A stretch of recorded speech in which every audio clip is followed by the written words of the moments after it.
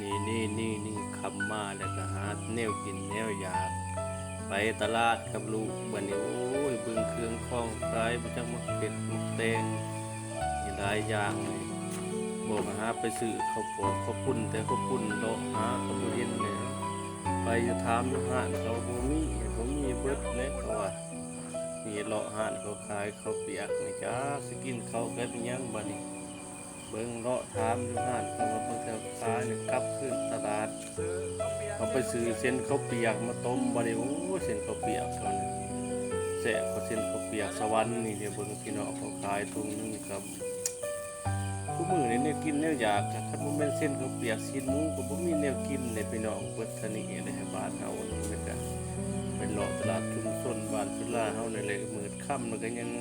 เลาะหานี่แม่ค้าก็ยังส่งเส้นข้าวเปียกให้อยู่ตรงนี้ไปที่ได้บัดนี้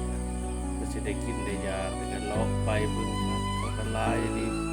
ที่พวกซื่อๆโอ้ยแพงเอากับสู้นี่ตัวนึงว่าน่ะกับสู้ก็ยัดใส่กับอันนี้ติดน้ำกันหั่นว่าน่ะเบิ่งหมกแตงตาสะออนหมกแตงก็ขายเป็นหน่วยยาวๆซึ่งมันหมักแตงเนี่ยเอามาเต็มปากซองตามเบิ่งนี่มันมาพอเห็นขายอยู่อันนี้รถของคนส่งมาอยู่ตลาดกระปื้อมันมาเห็นตลาดจุฬานี่โอ้หมกแตงนี่เอาหน่วยนี้ได้หน่วยนึงร้านรุ่นนึง20,000หมกแตงโอ้มาแพงแท้บ้านเฮาก็ได้นี่ก็ได้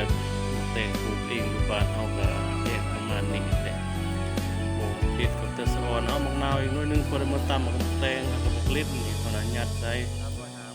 ที่มาเตะมาตำพอน่ะพอได้กินน้ำแตง3หน่วยเลยมาใส่อย่างเงี้ยทุกอย่างพร้อมกัน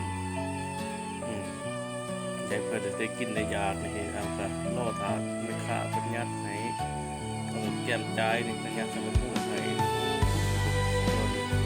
คือโครงเดี๋ยวน้องเล่น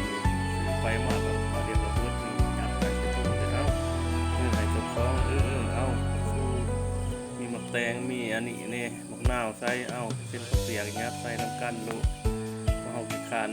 กันมันคิวทุ่งเดียวมันสบายไม่ขาว่าเอาในนี้ก็ได้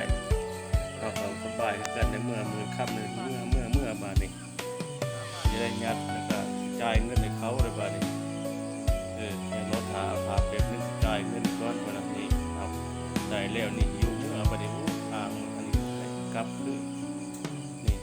ในขาคนมาซื้อของในตลาดชุมชนบ้านจุฬาของคนนี้ใส่พี่น้อง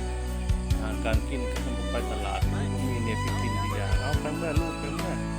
มีค่ำเลยได้สิได้ต้มกินข้าวเปียกนี่เอาปักน้อยกับบ้านน้ำถ้ามันมีแนวติดใหม่ติดมือมันเลยโอ้ยกระหยาบคนหนึ่งนี่ไปกับอีหางคันนี้เลยครับก็ได้ขนมแล้วขึ้นรถมาจับขนมมาจับขึ้นรถโอ้ยจะเป็นท่านนายนะขึ้นดีขึ้นรถก็บ่เป็นขนมก็จับในมือ